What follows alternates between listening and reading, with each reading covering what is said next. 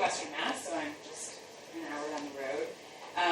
And before I worked at Johnny's, I was at UMass studying plant and soil science, got a master's degree, and my research was in no-till cover crops for sweet corn.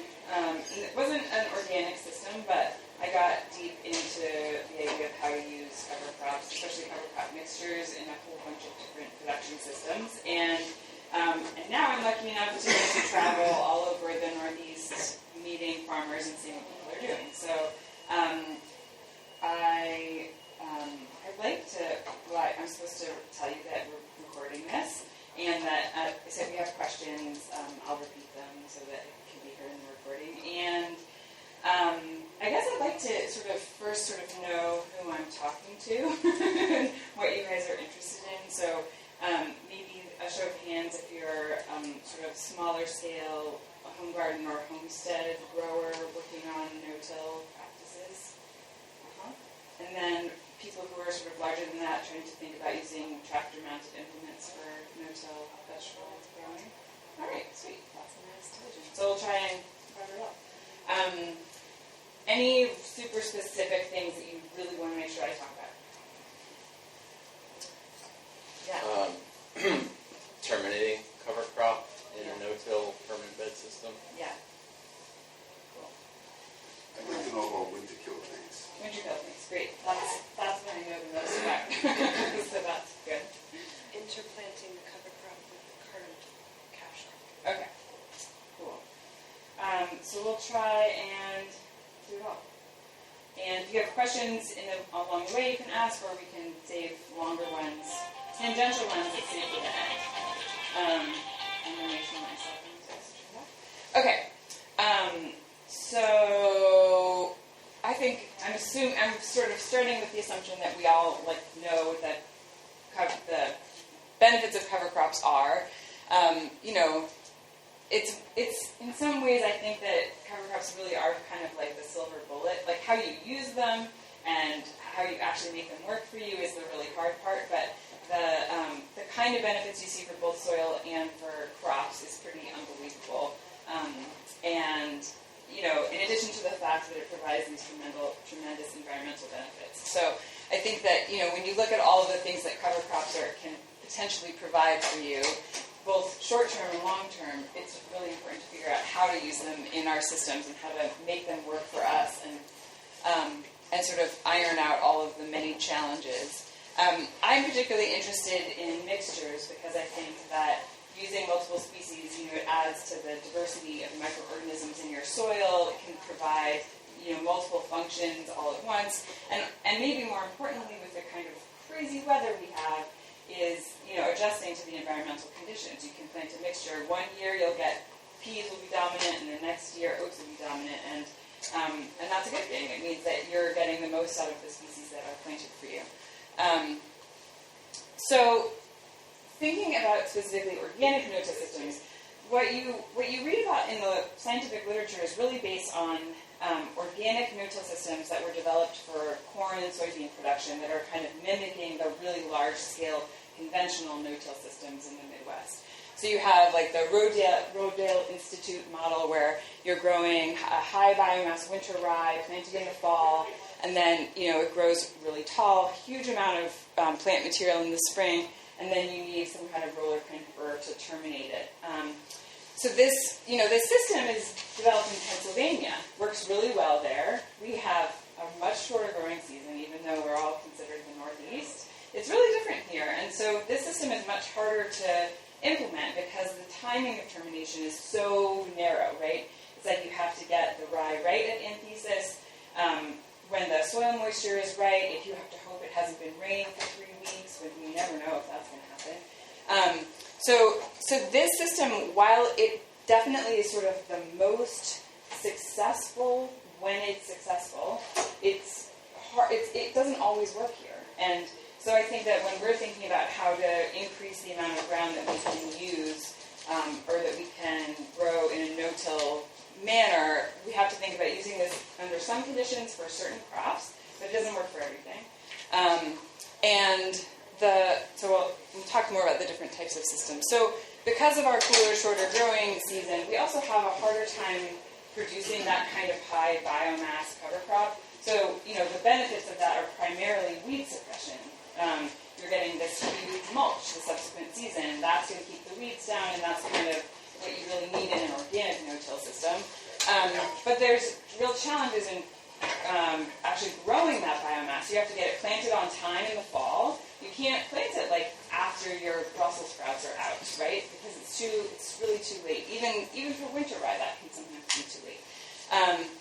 So you have to get your cover crop planted on time in the fall, and then it can be hard to manage that high biomass in the spring if you don't have the right equipment, or if you only have limited access to that equipment.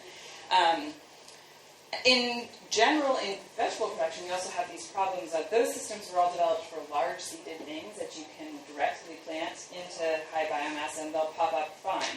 But when we're direct seeding salad, that's not going to work. So we have to think about what other types of systems we can use for those types of vegetable crops. And then we also have to be honest that we're dealing with a lot different weed pressure than those conventional no-till systems. It's just a totally different beast, in part because of how much rainfall we get here, in part because of the history of the land that most vegetable growers are growing on. There's just a big weed seed bank. And then in part because we're organic. So I think that when we're talking, there's no one system and no one solution, and it's kind of like if you want to apply no-till systems and figure out how to incorporate cover crops, it's going to be different in different parts of your farm, different for different vegetable crops and different times of year. So I think that it's good to sort of start with the big picture and to figure out what your primary goals are for that particular area and that particular crop. If it's, most of the time it's probably going to be weed suppression. Sometimes it'll be nitrogen fixation, and then you're going to figure out a different way to manage your weeds. And then ultimately, if you're not just using your cover crop for weed suppression, you have this sort of eternal balance between nutrient capture and nutrient release. If you're using your cover crops for fertility for your vegetable production, it's really tricky. And even if you're using cover crops for weed suppression, what happens in the soil underneath that mulch can be really tricky in terms of nutrient release. So I'll talk a little bit more about that. So generally, when we're talking about cover crop types for no-till, there's three main categories. We have winter-killed, low-residue cover crops. So those are all fall-planted, and they're simple. They're winter-killed. I love them because they're winter-killed. It's you don't need another thing to do in the spring. You can grow legumes that are winter-killed. You still get some nitrogen from them, even though they're not quite as voluminously nitrogenous. So the second category is high residue winter hardy. So those are sort of what we more classically think of. That's fall planted winter rye, and you could also put in that category a mixture of vetch and rye. But those are planted in the fall, and then they sort of poke along in fall, and then they tend to grow really quickly in the spring, and they require termination in the spring, which is its own challenge and can be really time sensitive. And then the third category are cover crops grown for mulch.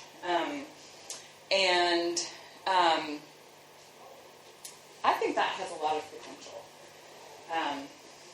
It's something that people are using a lot in Europe, so they're growing something high biomass, but in the season where we can grow high biomass, right, in the summer. And then finding ways to either preserve it or to lay it down at that time of year for the future. And some of that can require specialized equipment, and some of it you can do sort of low tech. So this is, but as I said, this is where I did my grad research, and my true cover cropping love lies in low residue winter killed cover crops. So I was looking at this for no-till sweet corn because I think it's, in the Northeast we have a lot of vegetable acreage in sweet corn, and a lot of people who are doing sweet corn year after year, and it seemed to me like a good place to sort of intervene and get people using more cover crops. My research wasn't in, my research actually used one yearly application of glyphosate, which I am not excited about, but I'm going to show you some of the research in terms of nutrient cycling, because I think it's really interesting. So I was looking at fall-planted forage radish, a mixture of oats and forage radish, a mixture of peas, oats, and forage radish, and then no cover crop. One of the really interesting things is how many weeds you can grow in fall. If that's a potential cover crop if you manage it properly. I mean, it does something, and it's better than bare soil. So those are the seeding rates for my experiments. And those were all planted fairly early, because that is one of the challenges with these low residue cover crops is because they're going to be winter killed, you have to get them in early enough in the fall that they get some growth on them before they're winter killed. So in our part of Western Mass, you want to get those in like the last week of August or the first week of September in order to get good growth before winter kill, which is often sometime in December. So this is just looking at the two different colored columns are 2 different years, just to show you a little bit of the variation. The unit of dry matter is pretty similar to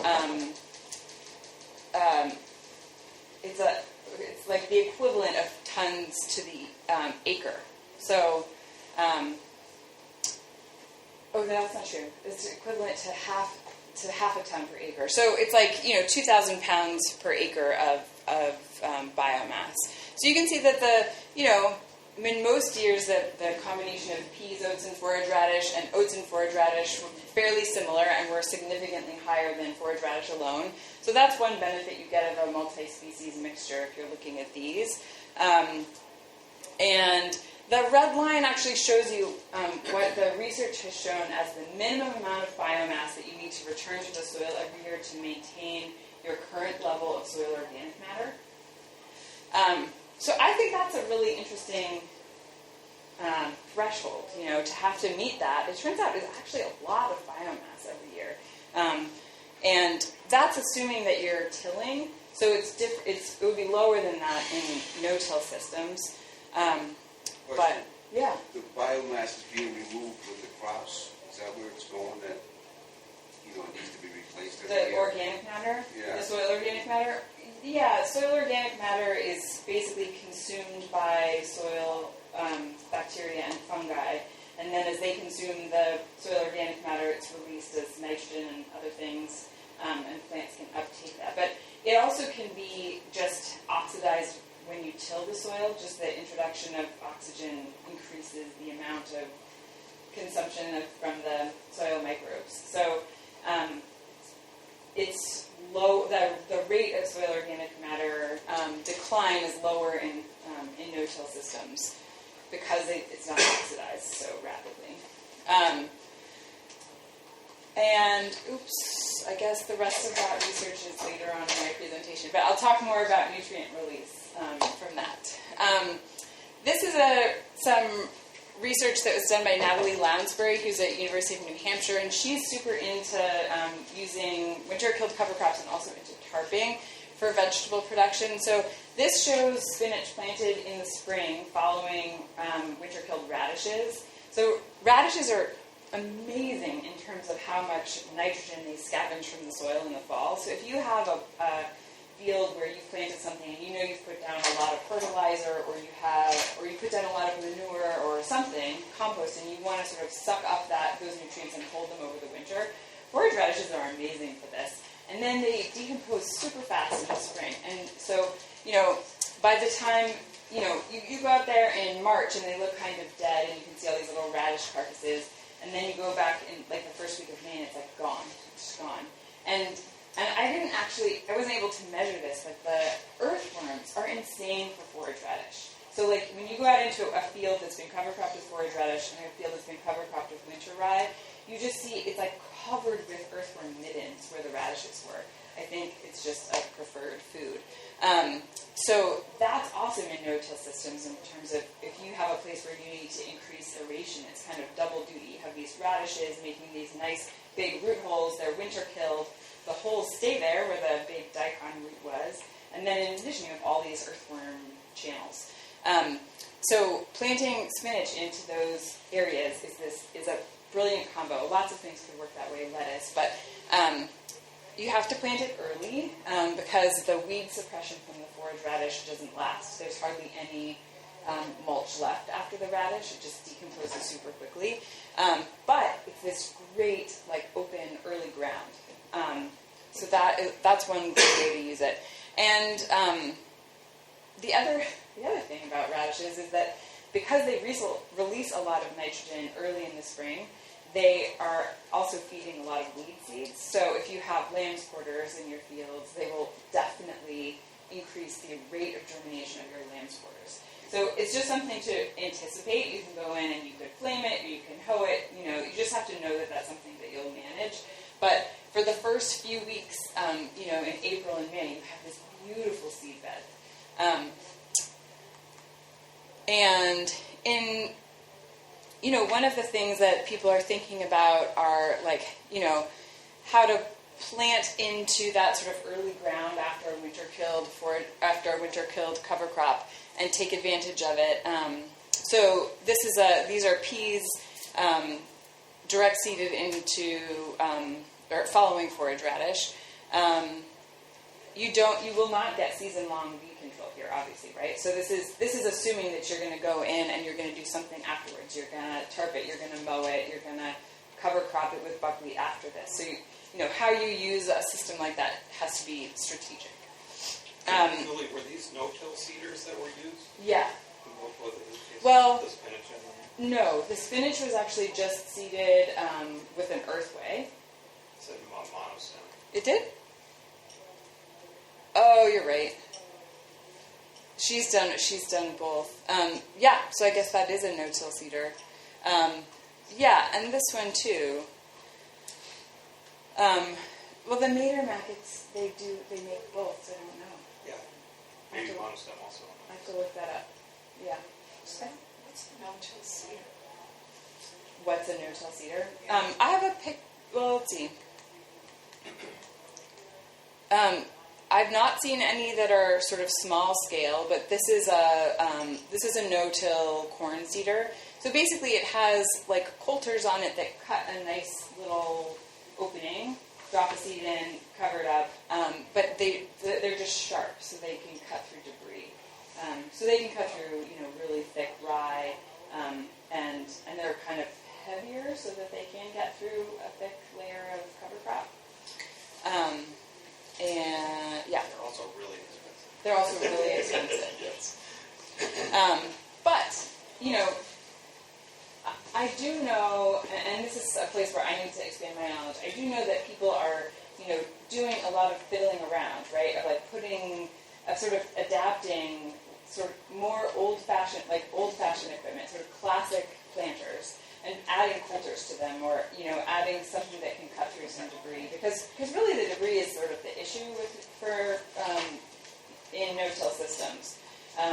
But all of the all of the jang seeders and the earthways and stuff, they are not yet really able to handle any kind of residue. They need a really fine seed bed. The Jang has a double disc opener that people are now adding on. Yeah, it's brand new. Yeah, people are having good luck with that with no-till debris, more so than the original opener. Yeah, and I think that what's cool is that the more people who are sort of pushing the boundaries here, like that double disc opener was developed because of this problem, and so I think that tool makers are going to respond to this over the next few years, and there'll be more options. Actually, Johnny just started carrying the double disc opener now that I think about it.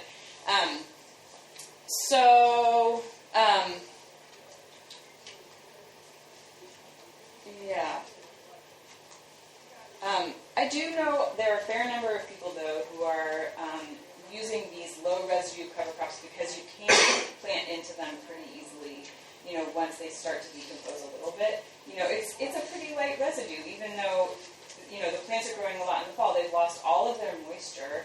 They've decomposed somewhat. Some of it's blown away in the winter. So direct seeding into, peas and oats is not that bad, especially if you have a little bit of patience. So there's been more actual research into this field of winter hardy high residue cover crops. And the crops that do really well in here are broccoli, tomatoes, pumpkins, winter squash, sweet corn.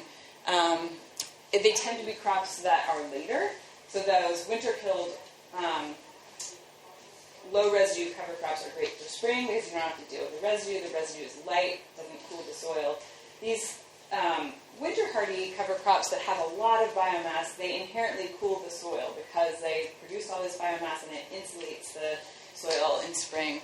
So you can't plant sweet corn into this kind of high residue stuff in May. It doesn't work. Part of it is the termination of the cover crop often doesn't happen until June. So you just can't get in there early at all. People do sort of later plantings of broccoli, cauliflower, anything that you can transplant and large size seed that you direct seed. That requires equipment to get through that heavy mulch. It's rather expensive. I know that Connecticut has a program where they're sharing equipment. There's like a set of equipment on each side of the state for people who are interested in trying this. And hopefully that's something we'll start to see more of. So, because it's the kind of equipment you're not using every day, so you don't want to invest $50,000 in a no-till planter. And it also requires the rolling and crimping equipment in the spring. I do know that people are flail mowing rye in the spring. You gotta be sort of careful when you do it, because if it's really big, it's really hard to do. It's also hard because a lot of tractors push down the rye before the mower gets to it. The mower's in the back, and then the rye kind of lays flat, and you're not actually able to kill it with the mower. So it depends on how adventurous you are. There are also a lot of people who I didn't even hear about it until this year, but there are a lot of people who are using tarps on winter rye, which I was surprised to hear, because I would have thought that it would take a lot to kill that much winter rye. But people are using large tarps and having really good luck with it. And they put them on early, so it's often like March. And because it takes a while to kill them, these cover crops die better under a tarp when it's hot, so it takes longer in cool weather. But you can actually get it to lay down flat and die, which is more than you can say for a lot of roller crimpers. So the one thing I'd like to say about tarping something like this is that tarps get really heavy. One thing I've noticed is that they think, I want to tarp this really large area, and so they buy these huge tarps, and then you actually can't move them and can't get them off when you need them. They get covered in water, which is obviously really heavy. And so we suggest that you use something that's no wider than 30 feet if you're going to use a tarp, and just use smaller sections.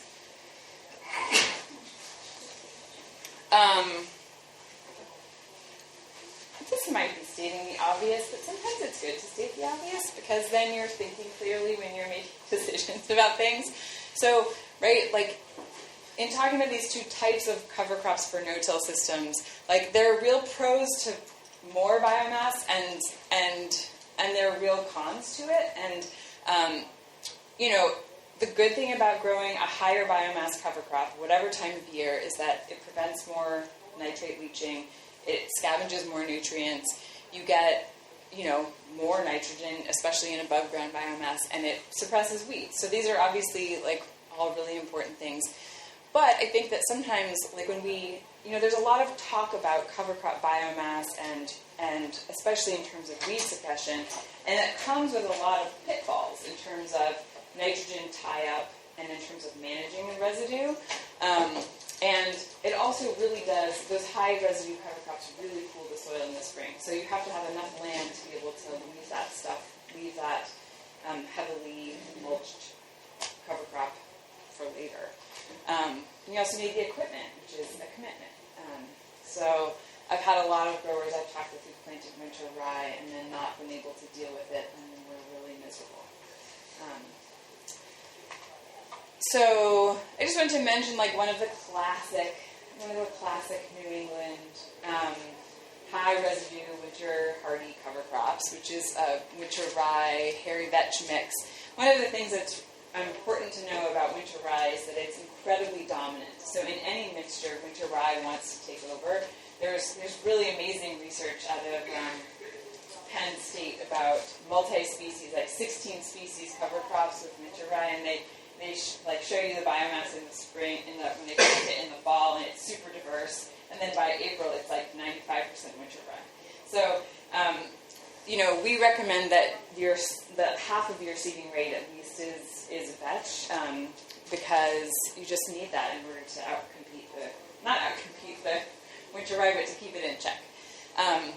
So these two are really complementary, and this is something, like, so many things can be used as a cover crop that I'm always hesitant to, say, here are the specific cover crops you should be using for no-till vegetable production, because there are a lot of different ways to do it, a lot of different species work. But I feel like this sort of represents what you want to be going for, which is something that's really complementary, right? You have one species that's fixing nitrogen, one species that's scavenging nitrogen, one that is low biomass, one that's high biomass, one that is more carbonaceous, one that has more nitrogen, and then they architecturally complement each other too. The vetch can grow up the rye, and that makes it easier to terminate because the vetch is standing upright. If you plant a 100% vetch cover crop, it's so prostrate that it's actually hard to kill it a lot of the time. So this is sort of what you're going for if you're going to be making your own mixes. There's a lot of experimenting you can do, but you want to find a mixture that's complementary in many different ways. And then the other thing that I think is sort of fundamental is the timing of nutrient release. So we were talking a little bit, so much of the agricultural research that we have is based on tilled systems that there's not a ton of information about how nutrients are cycled in no-till. You're only applying things to the surface. How are you incorporating, lime? How are things moving around in the soil? We don't really know, which is humbling and annoying. And I think that the really important thing to think about is because our nutrient systems are based on biological systems, everything is slower. And I think a lot of it is slower than even the science has really shown, because it's actually very difficult to measure this over time in soils. So this is sort of a, what do you call this, a general view of what's happening with nitrogen mineralization. So the idea here, right, is that you're, in this system, you're incorporating a cover crop, and this is showing you how over time the soil microbes are breaking that down and releasing nitrogen into the soil, into the water in the soil, so plants can uptake that. So you can see that, you're really not getting any cover crop, mineralization, any available nutrients from your cover crop biomass until, several weeks after it's incorporated. And that's incorporated into the soil. That's not on the surface. It's a whole different scenario for no-till. And the peak availability is at 4 weeks. And so this is kind of a big deal, because if you're thinking about what I used to do when I was growing vegetables, we grew a really beautiful leguminous spring green manure type cover crop, incorporated it, planted stuff into it. And I think that in that first month of those plants' lives, they were really hungry, and I underestimated how much nitrogen was available. Because I saw that there were 6 feet of bell beans that just went into the soil, and I thought, well, there's a ton of stuff there. But I think that a lot of that is in chemical process. Some of it, depending on the year, is also actually being leached out of that very small root zone of the plants in the spring. If you're transplanting stuff in there, it's a really shallow, it's a very small little root zone. And so if you're getting an inch of rain, it's often washing nutrients, or nitrogen in particular, away from that root zone. So really thinking your crop's peak demand, depending on what it is much later than the peak availability from your cover crops. So on average, that cover crop is available 4 weeks after it's terminated. So even, like, say you're tarping something and transplanting into it, the decomposition is going to be a little slower than that. So hopefully that'll actually meet up a little better with your peak nitrogen demand, which tends to be more like around 8 weeks after transplant or after direct seeding. And these are for crops that are like, full season crops, tomatoes and potatoes and winter squash and broccoli and whatnot. So I'm going to, let's see, yes. Okay. I think this is worth, so this is in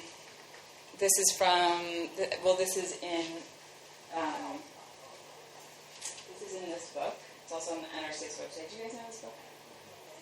Everybody should have this book. It's called Managing Cover Crops Profitably, for anyone who doesn't have it or didn't see it. So it's published by SARE. You can also get it digitally for free online. But I think it's good to look at these things because we're often in no-till systems, we're looking at things that are more on the sort of upper end of these carbonaceous cover crops. So you're thinking about using mulch on your crops, and you see that carbon to nitrogen ratio is like 80-1. That means that the soil microbes are going to be working on decomposing that straw mulch. And even if it's on the surface, there can be real nitrogen tie-up. And it's just important to sort of see how incredibly carbonaceous those things can be. To remind yourself, like, oh, right, I'm working with something that's like 80-1, when my microbes want to be eating something that's more like 20-1 or 24-1. And so sometimes that just means fertilizing things. So sometimes it means, like, transplanting your crops, mulching them, and just knowing that they're going to need some kind of nitrogen for the first month, and being careful about that. Sometimes it means doing a cover crop mixture, where you're really trying to balance that carbon to nitrogen ratio better than just a straw mulch. People are often playing around with intercropping, like planting peas alongside their corn or whatever. I haven't seen that work very well. I don't think that a lot of plants, especially vegetables, are very picky about having competition. And while in theory it should work, I haven't seen it work. And I think it's important to be honest about that. And I have seen some interesting things work where people mulch with leguminous cover crops that they've harvested, and it basically leaches the nitrogen out. So I've seen people mulch with peas, like field peas. Or in the fall, I've seen people mulch with sun hemp, which is a crazy, interesting cover crop. But I think that we just have to make sure not to pretend that carbonaceous straw is not shifting the carbon-nitrogen ratio of our soil and our system.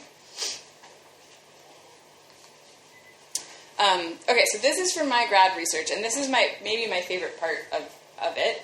So these charts are showing you different soil depths. So the lightest blue color is the top 6 inches of soil, and then 6 to 12 inches and 12 to 18 inches of soil. So we took soil cores down to 18 inches across the season. So the FR, this is following the forage radish, and that's following the oats and forage radish cover crop mixture.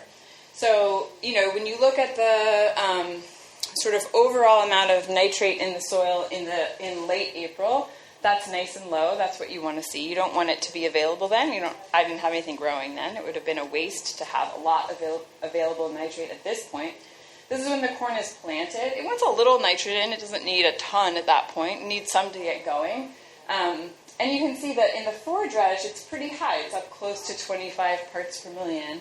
But with the oats and forage radish at planting, it's closer to 16, 17. But what is really important is peak nitrogen demand from the sweet corn, which is in mid-June.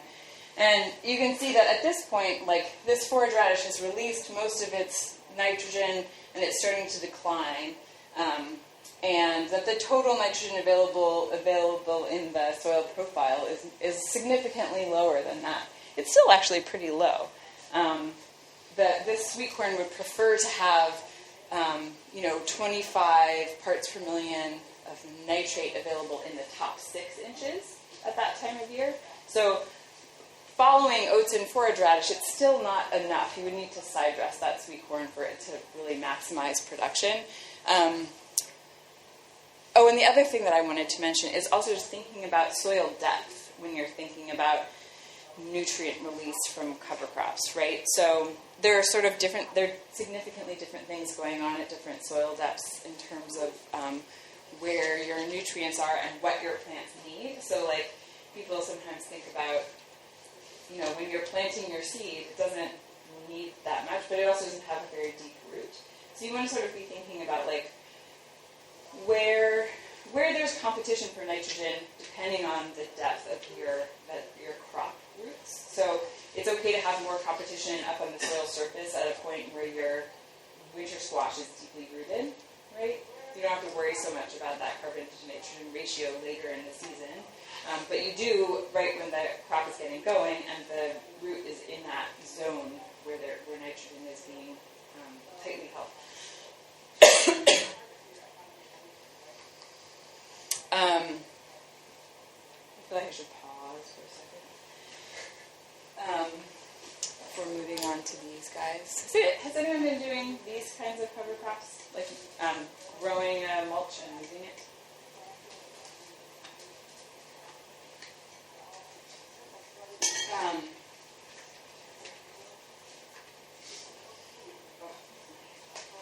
So I believe I've been doing that. Oh yeah. Tell me what you've been doing. A mower, a cyclone rake, Mm-hmm. and just growing native grasses, Cool. mulching with it, composting with it, Nice. bringing in leaves. 18 yards this year. I got 10 yards ready to go into holes to grow hemp. Cool. I've got 350 holes, and I just mow around it. Mm-hmm. This year I'm only planting 50 plants though. Yeah. I can grow a lot more than I can handle. Yeah. And, selling it for fodder is too much work. Yeah. I have a craft CBD farm Cool. in Northbridge. Nice. The cool thing about this is that you can do it on like any kind of scale. So the very first vegetable farm I ever worked on was not far from here, and I think we were growing on like an acre and a half, and she would sort of mow the pathways on her farm and collect the grass clippings, and she would mulch her lettuce all summer with the grass clippings, and it was like she was the only one who had beautiful lettuce all summer around. So it can be something really simple like that. On a larger scale, a lot of people are using bale choppers, so they're either growing or buying in round bales, and then there's this beautiful piece of equipment that chops them and blows it onto your crop. So if you're growing a lot of garlic, that's how people are mulching their garlic. The really cool thing about this idea is that you're simplifying your demands for over space and time. So instead of having to fit your cover crop into the 2 seconds that you're not growing a vegetable, you are using the summertime to actually grow a cover crop that can be moved into your vegetable crop when you need it. One of the unfortunate things about cover cropping in New England is that most of us try and do it over the winter, but you have to see really measurable results in terms of nitrogen capture and soil protection. You have to get it in a lot earlier than you think, which often means definitely in September. And a lot of people plant rye in October, and that's fine, and it does something. But when you look at the science of how much soil protection you get and how much organic matter is actually preserved by those later planted cover crops, it's half as much or less. And so we're so time limited by our growing season that in some ways I think this is something people should be thinking more about, because you don't have time to grow a full season of vegetable crops. We're harvesting in September. That's our big month.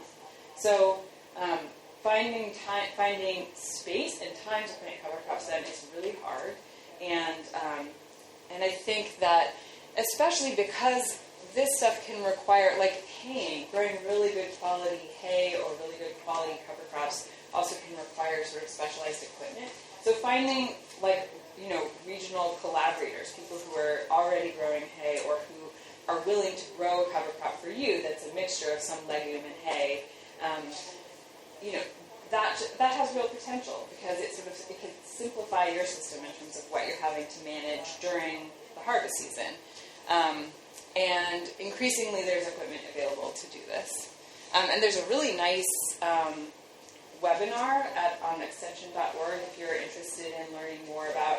This webinar includes a lot of information about equipment. I think it shows a bunch of footage from a number of European farms that do this extensively. And so the webinar is called Rotational and No-Till Mulching and Conservation Tillage for Organic Vegetable Farms. And it's great.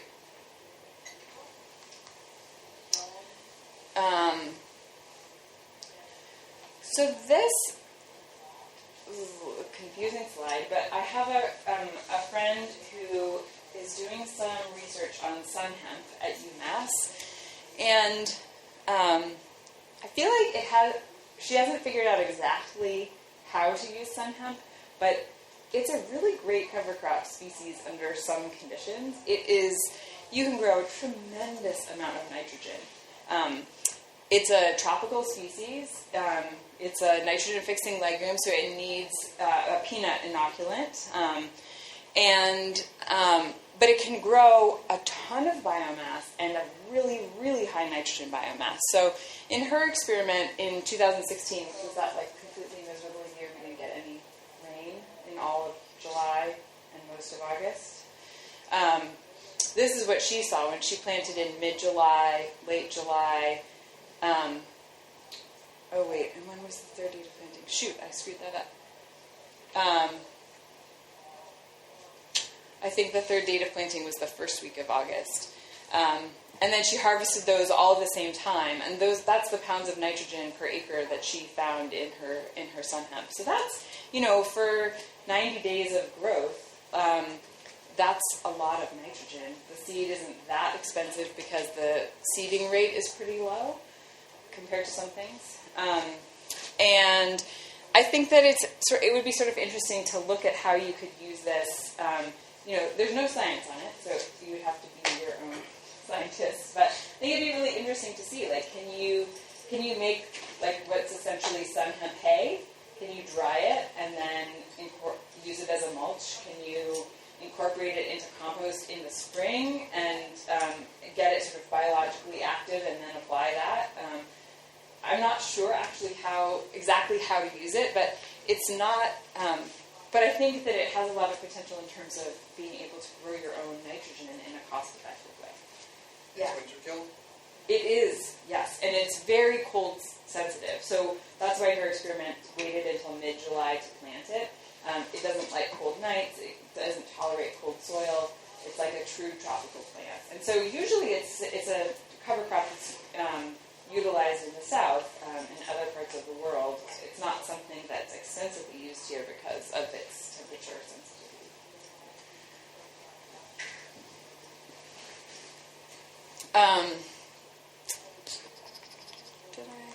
Okay. So I sort of touched on this already, but I think that sort of going back to the big picture, you want to think about, you can't think about using cover crops in no-till as sort of like a blanket strategy. It's like you have to look at each type of crop. For my spring lettuce and for the summer tomatoes and for the winter squash, there's sort of different strategies for each one of those things. And then thinking about when your fertility is at its peak. And there are a few things that are really important for making these systems work. So like maybe the cover crop isn't the hard part, but it's actually managing the weeds in between your rows that's the hard part.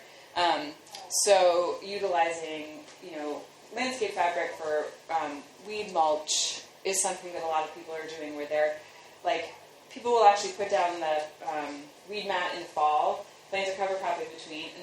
could switch it. So like kill the cover crop with their weed mat and then grow stuff where it was, and then do that sort of back and forth every year so that there's a cover crop having been grown every other year there. That's, that's one way to do it. Other people who are using a lot of occultation or tarping. So I think that like the combination, especially if you're not of tractor scale, like it's all about the tarping. Because you can use it to kill weeds and to kill cover crops. And it's cost effective and time effective in terms of what you're putting into it. Like in warm weather, we've seen that it takes about 2 weeks to kill whatever you want to be killing, whether that's weeds or cover crops. And it takes significantly longer if you're tarping something in the winter. So if you're growing a winter rye cover crop, you want to put your tarp down. Well, it depends on when you're planting into it, I guess. But if you want it to be early, you should get it down in like late February.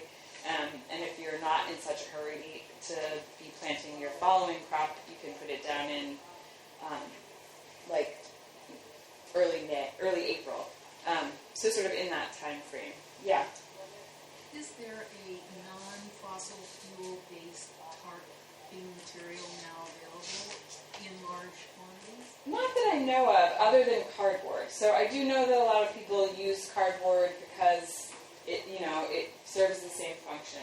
It's much harder to use because of the overlap thing. It's like, you can't, like, so a cover crop like winter rye, you couldn't kill it with cardboard. It would pop it up and, it would never work.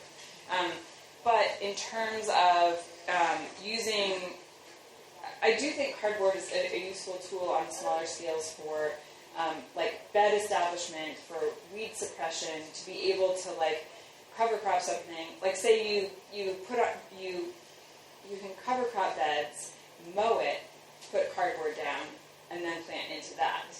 So it is a way to help terminate a cover crop in some conditions, but not for something that's like a high biomass, big cover crop.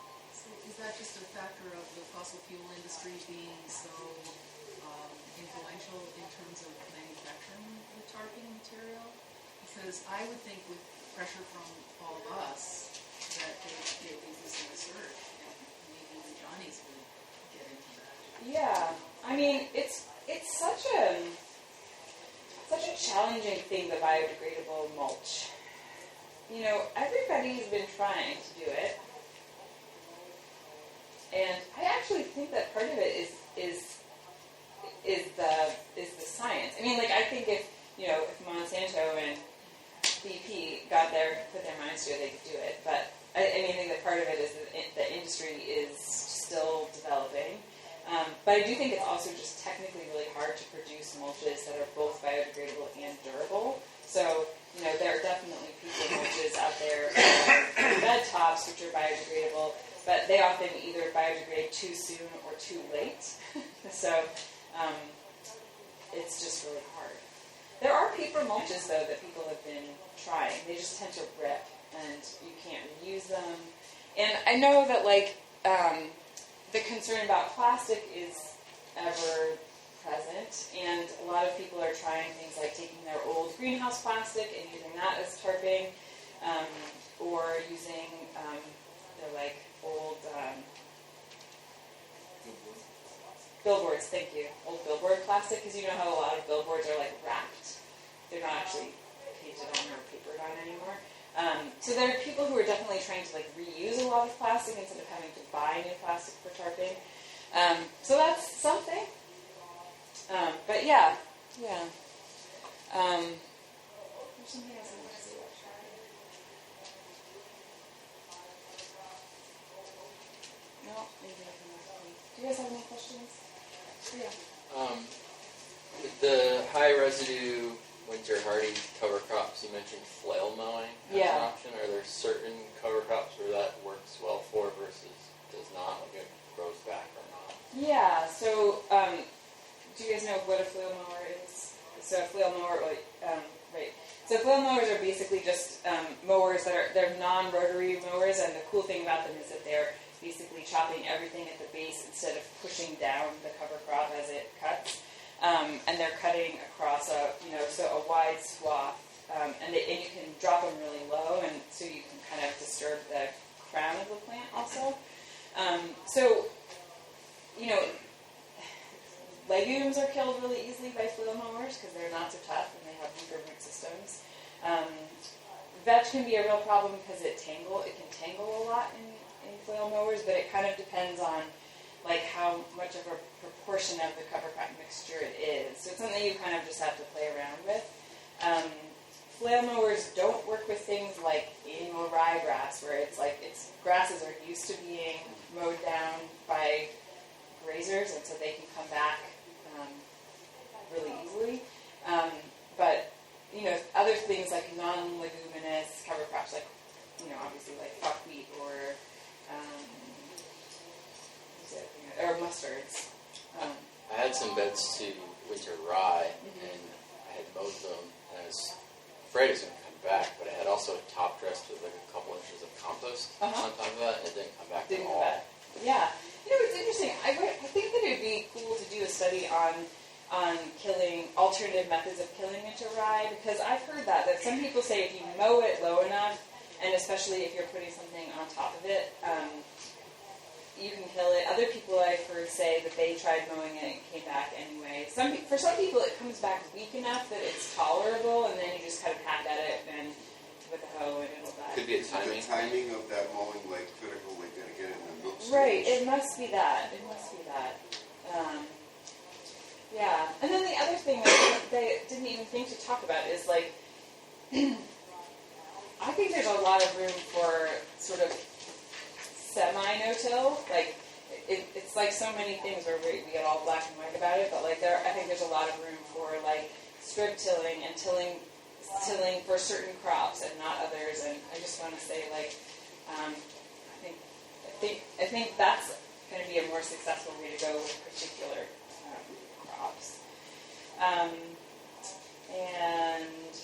I think also that if you do something like some people who have a really heavy stand of winter rye and are able to flail mow it, they have a strong enough, big enough mower, it sort of self-mulches. So that can be part of the reason why people are able to kill it, if you're able to mow it low enough and drop it on the hill.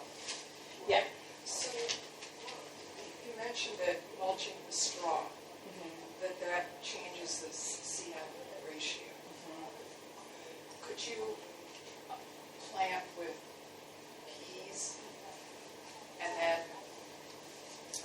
put the straw mulch on top when you're going to transplant? Yeah, so her question is, could you do something like plant a pea cover crop and then mulch, knock it over and mulch on top of that to change the carbon to nitrogen ratio? Yeah. And some people do things like they'll put compost down before they knock the cover crop over so that there's more biological activity and more of a nutrient balance in that zone where the decomposition is going to start happening. But I think the other thing to consider is that a lot of that, when you kill the cover crop, right, a lot of what's happening in terms of decomposition is in the soil zone, is in the root zone, because the cover crop roots are decomposing. So we spend a lot of time thinking about all this above ground biomass and what's happening, but when you terminate a no-till terminate a cover crop, you also have to think about the fact that those roots are decomposing right in the zone where you want to be planting your vegetables. So I think that in no-till systems, it's really important to provide fertility for that first month when the peak decomposition is happening, because there's just a lot of activity and a lot of nutrients being tied up in that decomposition process. And hopefully, if you put a little bit of fertility down at the beginning and then, everything starts to decompose, then when your plant really needs it, 4 to 6 weeks later, that it's available then. Yeah. Could you recommend a crop to plant as a living mulch to interplant along with the cash crop? Yeah. People ask me this a lot. What's your answer? It's complicated. So at least it's an honest answer. So the challenges with the living mulches are threefold. There are weeds, right? It's really hard in organic systems to establish them without some really invasive weeds.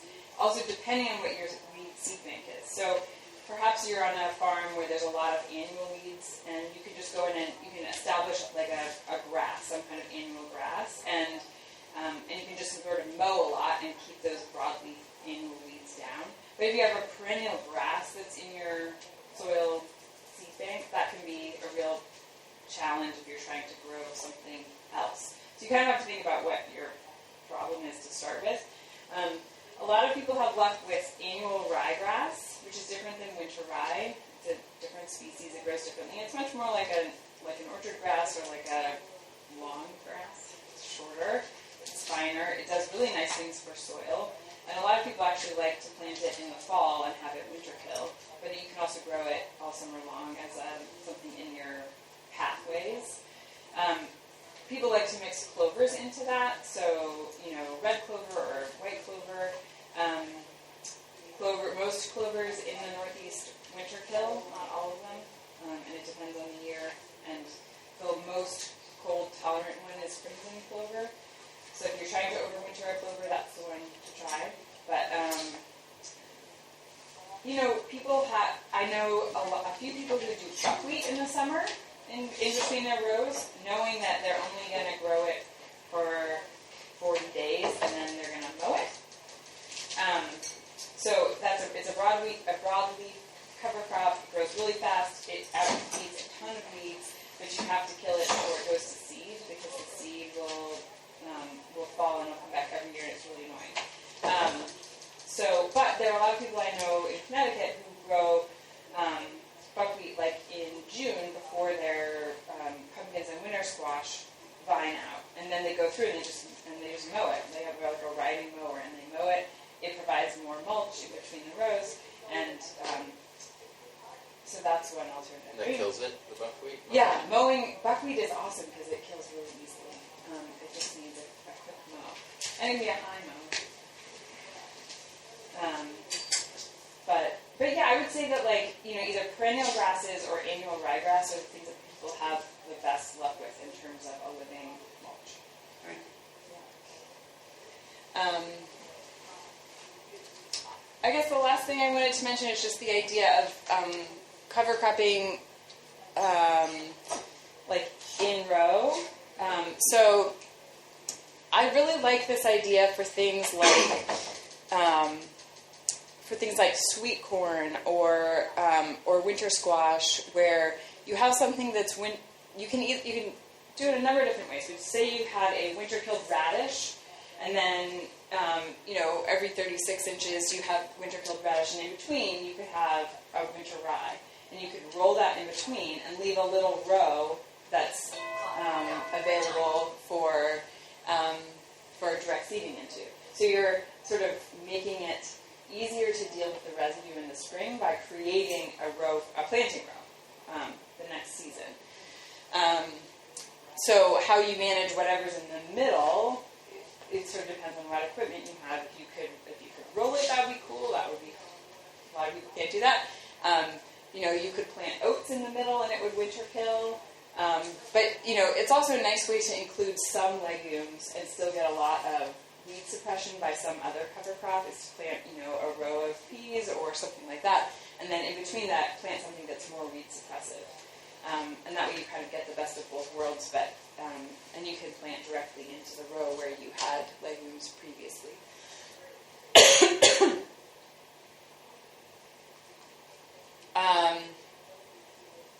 I guess the other thing that I just wanted to mention was that any living roots are good.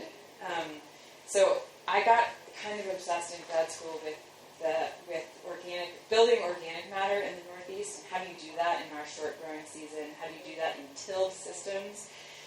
It's really hard.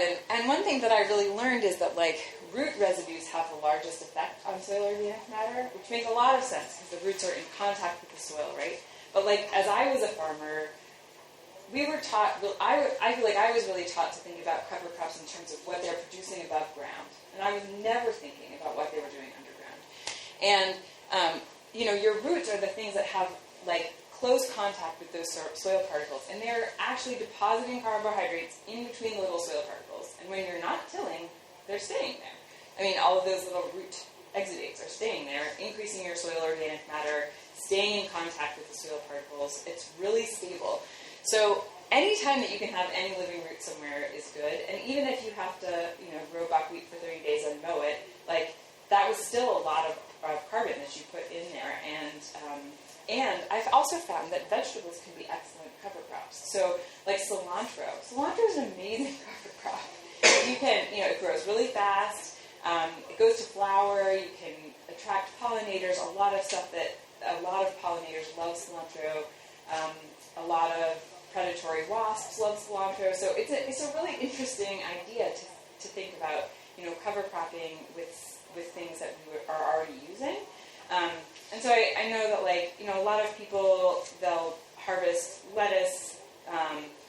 Some of it will be bad, and they'll go through and they'll sort of cut it all. But I think a lot of times if we leave stuff in the ground, that's also sort of a form of cover cropping during the season. And if you can do that without weeds getting totally insane, I think that's an important part of it. I saw some really interesting photos from a farm this summer where they had just left their old crop in the ground, transplanted basil into it, or they had left their previous vegetable crop in the ground, cut it at the soil level, transplanted into it in one half of the bed. The other half of the bed, the crop had been harvested 3 weeks earlier, so it had been 3 weeks of bare ground. So they were same variety of basil was planted on both sides of the bed, and the difference in plant health was unbelievable. And so I think that also not just doing sort of winter cover crops or thinking about how to use the living plants we already have as cover crops is a useful idea. And maybe sometimes even using like crappy old seed you have lying around as a cover crop is a potential idea. And then if we're talking about cover crop roots, I think that it's also kind of cool to think about different types of cover crop roots. They function really differently, and farmers have told me that they see really different effects on the soil that are really hard to objectively measure. But like annual ryegrass, for example, like farmers love what that does for their soil because it often creates this just like really fine, nice sort of peaky tilth that a lot of cover crops don't actually do. And then thinking about things like radishes that have larger roots that are, deeper and more sort of macro. But I think that when you're, if you can incorporate that kind of strategy into your cover cropping strategy, thinking about what the roots of those cover crops are actually going to look like, is the next level. Oh, that was it. So I have gathered a lot of research from all of these people, and I appreciate their hard work. And we can, I think I'm done early, but we can certainly talk more specifically about different scenarios that you guys are facing. And also I just want to mention that these are my favorite resources for cover crop selections. So this is the Northeast Cover Crop Handbook. It's really practical. It has a lot of information on seeding rates, and it has a lot of sort of anecdotal stories from Northeast growers. So this is available from Rodale, and Johnny's carries this on our website. And then Managing Cover Crops Profitably. And then No-Till Veggies is a website by this woman who's done a lot of research over her life. And it's really interesting. It's less scientific and lots of sort of what she's tried and what's worked and what hasn't.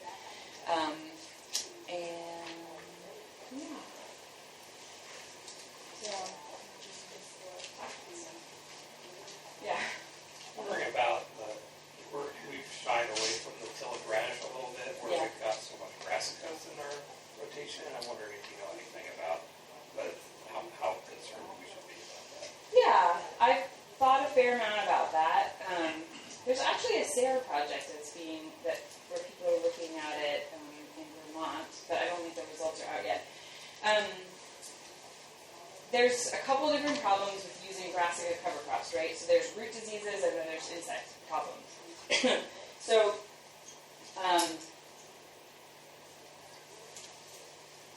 I think for most of the growers that I know, the flea beetle is a bigger problem than root diseases. And the concern is if you have an overwintering, ginormous food source, are you going to just be increasing your flea beetle populations? For most of those growers, I think you will increase it somewhat. I haven't seen anyone say, oh, I planted forage radish. I haven't heard of anyone say, I planted forage radish and the next year the flea beetles were terrible. Like, some years they're really bad, some years they're a little less bad, and most people are having to put row cover on the mower sensitive stuff anyway. So in some ways, like, is it going to make a huge difference if there are 10% more flea beetles? Probably not. Also, there are a lot of brassica weeds that they're overwintering on. I'm just not sure. And flea beetles can really travel. So if someone down the road has left their cabbage in, that's food for them anyway. So I'm just not totally convinced that the flea beetle worry is a real problem. What about cabbage? That's something that's really increased as we're doing more brassicas in the fall. Right. I don't know if it only goes for the waxy brassicas. I've never seen a cabbage agent on a forage radish, on a daikon, on a cover crop daikon. I've actually never seen one on any daikon. I don't think they like the hairy leaf. But I don't have any science on that. But I don't think that's a problem. I think that, I think root pathogens probably are more of a concern. But for that, yeah, I mean, that's just a limitation that you probably can't add another brassica to the rotation. And that's actually part of why I did my grad research on sweet corn, because I talked to a lot of vegetable growers as I was designing the research, and they were like, I'm not going to add another brassica to my fields. I have enough of those. So it's definitely a concern. Yeah. But I think that it can work within a rotation if you have enough space.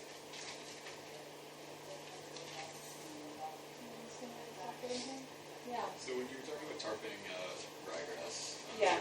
when you're tarping it that early, are you getting any sort of weeds? Like, is there any biomass staying on the surface, or is that pretty much all going to break down? I mean, it kind of depends on how big it. I mean, it won't all break down. Like, you want to wait long enough so that you have something that's going to create a mulch. And really, you're just tarping it to kill it. Most people want that mulch to still be there. So you can't do it so early. And I think that some of the people who do it and want to have that for early ground are actually planting their winter rye earlier in the fall. So like if you have a late planted winter rye, you're not going to want to terminate it early. But if you've got like a little more of fall growth, it works to terminate it a little earlier. But you want to be checking in under there and seeing what's going on so that you're not letting it decompose too much. And have you seen people using sickle barn mowers for terminating rye? I personally haven't. I know if they do it. Anybody else do it? I do. You do? You use it on winter rye? Yes. How does it work? I like a string trimmer better. String trimmer better. Yeah. I'm only doing 5,000 square feet of garden, Uh-huh. then 50,000 in the hemp. Uh-huh. Okay.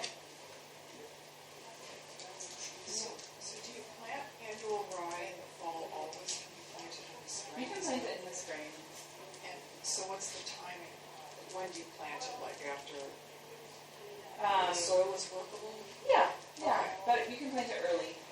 Yeah, I mean, it's not cold sensitive, so you can plant it as soon as the soil's workable. It'll grow, it'll outcompete weeds better if you wait till it's a little warmer. It's not, it's a finer leaf, so it doesn't compete quite as well as some of the more aggressive grasses. So it's probably worth waiting a little until the soil's a little warmer. Okay, and then the other thing is, Will Bonsa, he plants soy underneath his corn. And Wait, underneath. he plants it, and then he hollows out areas like hills, and he plants his corn. Uh-huh. And he finds that adds the nitrogen Uh-huh. to when the corn needs it. And he's harvesting the soybeans? Yeah. Yeah, I did that Yeah. this past Oh, summer. tell me about how it works. Yes. Really small scale. We grew an heirloom sweet corn, and on either side I did edamame, and it just, the corn helped support it, and then the edamame was feeding the corn, and it worked out really well. That's great. So what was your time and when did you? I started all the corn as seedlings, and when I transplanted the corn out, I direct seeded the edamame, and I just used an earthway. And how far apart were your rows? I do 30-inch beds, and so I had one row of corn in the middle, and then 2 rows, one on either side of the corn for the edamame. Oh, so they're tightly, It was compact, but it worked great for keeping everything shaded, so I didn't have weeds there anymore. And I wanted to add with the forage radish. Yeah. One of the things that I found this year with my fall forage radish was it's showing me where I have compaction stuff. So I'll have roots that have not popped out, and they'll be the same length as roots in other beds that have popped out. So I know that, X inches down, I still have a pan from the previous farmer. So then I can mark the beds that I need to broad fork extra. Oh, interesting. And that's been actually, I wasn't expecting that kind of telltale sign. Indicator. It Yeah. turned out really well. Yeah, so for those of you who haven't grown forage radish, it's basically a big daikon called, bred for being a cover crop. And so, if you plant it with enough time to grow, it produces a root that's like this big, and many of them, especially in tilled systems, pop out of the ground at a certain point because they hit something hard and they start, the shoulder pops out. So it's not uncommon to see, 6 inches of forage radish sticking up out of the soil in November, December. And so Jenna is saying that, she was actually using that as an indicator. So in the places where the forage radish was actually able to penetrate and keep growing down, it did, and stayed in the soil pretty low. And then where it popped out, she can tell that she has a plow can, and it's like meeting resistance and popping up. That's really interesting. Yeah. Thank you. Well, I have a question Yeah. actually. Speaking of spacing, can you talk a little bit about if there's suggested spacing between rows of cover crop? Like if you just put in a bed to cover crop for the winter, how many rows do you put? How far apart? Are you broadcasting? Or Yeah. I mean, it's so much. It depends on the cover crop species, I think. But maybe I'll share a little bit, and then maybe other people can say what they do. I think there's so many ways to plant cover crops. It's a lot of people are just sort of broadcasting, and the spacing is more about the weight per acre, and it's hard to say. Or you're doing it by eye, what looks good. I think a lot of people are putting down, if they're using a seeder, they're planting cover crop every 3 inches. The closer you get it, the more it outcompetes weeds. And cover crops are, because of the nature of their species, they're usually more comfortable with competing than other crops are. So, as long as they're not crazy thick, it's not too much of a problem. Anyone else want to talk about how they space their cover crop when they plant it in the fall? We did forage radish, oats, and clover. And I used an earthway seeder, and then we have 30-inch beds that are 50 feet long. And I did, what was the name? Tillage radish was on the 2 outside rows. I didn't measure, I just ran my earthway as many times as I could. So it ended up being 2 outside rows of forage radish, 2 inside rows of the oats, and then a middle row was clover. And it worked really well because the oats popped up first, and they made it so that it was like a nurse crop for the radishes. And so they didn't have to compete for weeds, and then all of a sudden the radishes just took over. And the clover, the first ones that I did, I didn't do thick enough of a, I needed to do more, and so this one that I did second, once the oats kind of went down, because they were pushed down by the forage radish, then the clover kind of took off. But Timing was really important with that. Some beds you could clearly see that the clover didn't get big enough before the oats shaded it too much.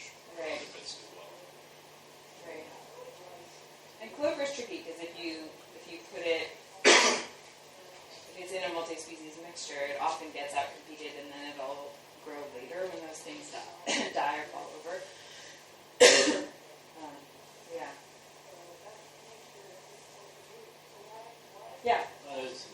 question, but we have about 7 acres vegetable farm, and at any time we're probably at the most only growing 3 acres. So on the remainder, like during the season, what's the best? I know it probably depends on what you plan to plant there eventually, but what's the best sort of strategy for cover cropping the areas we're not actually in active production? And are you tilling those in the yearly, or are you looking for something that would be like a perennial cover crop? Like some of the areas where the soil is very sandy, and so maybe, we tend not to use those areas so much. So maybe, a way to sort of increase the organic mass in those areas would be, then in other areas we kind of flip it over and we're doing like every other year what we're using. So in other words, we're not actually using those at all in the season. Yeah, well, I think that, right, like you said, it matters a lot when you're planting them, when you're terminating them, how long you're growing them there. That basically determines what species you're going to plant. So, but in perennial systems, it's nice to have, like one perennial grass, like some kind of, hay species, one legume, like some kind of clover, and then lots of people like to do other. Those are sort of the most common mixtures if you're just going to find something perennial like that. In summer, I think one of the sort of underutilized things here is cowpeas. They're a great summer legume. They grow really fast in summer. They like the heat. And then a lot of people, some people like to grow like a mix of Sudan grass and cowpeas and sunflowers. And there's some really interesting mixtures that are used for both pasture and soil improvement. And if you want to look at some of them, Gabe Brown is someone who's developed a lot of really interesting many multi-species mixtures that have a lot of flowers and different grasses. And you could probably get better, more specific information. He was in North Dakota, so the climate's a little different, but there are a lot of people who sort of take an inspiration from his mixtures. Yeah. Does Johnny sell like a pasture mix? We do have a forage mix, yeah. And, we have, I always feel like I need to make the caveat that cover crops are not our specialty. You can usually buy them in more affordable prices elsewhere, but we do, we do carry a number of clovers and a bunch of different grass species, some hulbous oats and some nice things. And a couple of nice mixtures. We have a green manure mix that's really nice for spring, and then a peas and oats mix for fall. Yeah. But we don't do any of those crazy wild many species mixtures, and I think part of that is it's so specific to what people are using it for. I think it's sort of, you got to really plan that out more carefully for what you're looking for, the purposes that you're trying to meet. But I've also, the more scientists you talk to, the more they're finding that a good mixture has 3 species in it, maybe 4. In terms of balancing all of the goals, it's hard to do that with many mixtures. And some farmers don't agree with that, but the more researchers I've talked to feels fairly strongly that a simpler mix often is a little stronger. Yeah. I was going to suggest that maybe you check out your plant trust and find plants that you can plant in the open, unused space for things like for pollinators and grasses that are native to New England, especially in a sandy area. You might be able to find a little blue stem or something that really or Baptisia victoria, something. Yeah, that's a good idea. It's native to New England and also Yeah. What was the resource? Native Plant Trust. Used to be New England Wildflower Society.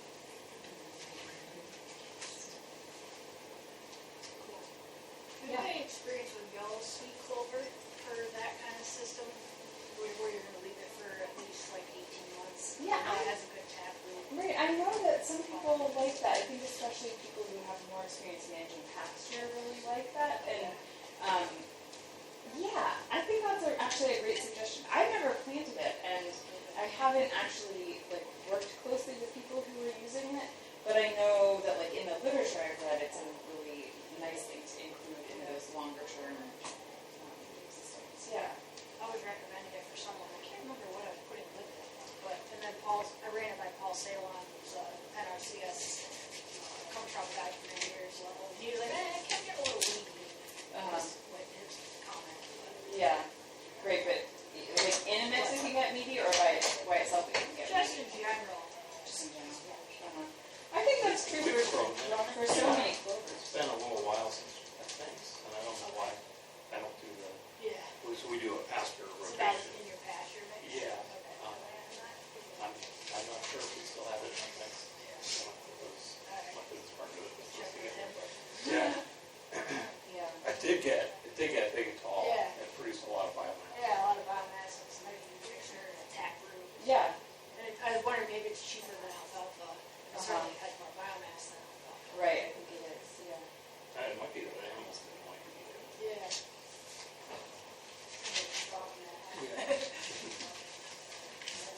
Cool.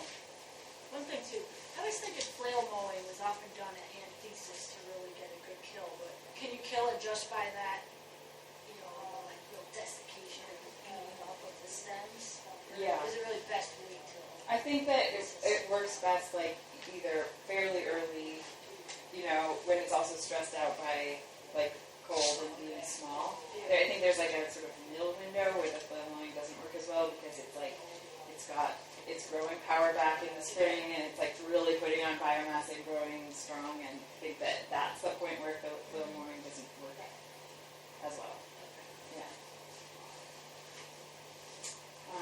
Thanks for your time. If you have other questions, I'm happy to talk.